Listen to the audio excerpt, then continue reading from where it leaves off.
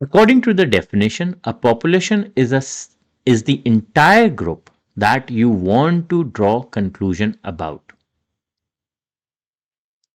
Whereas a sample is a specific group that you will collect data from. The size of the sample is always less than the total size of the population. Always remember this. It's easy to remember if you think this way. Population is of the whole world. That's your whole world population.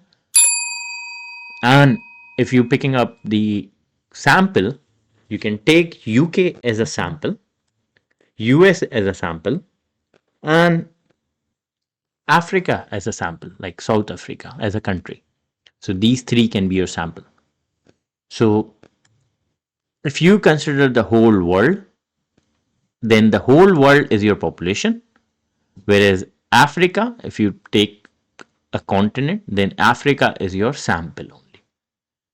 Usually you have 1000 population, for example, 1000 people.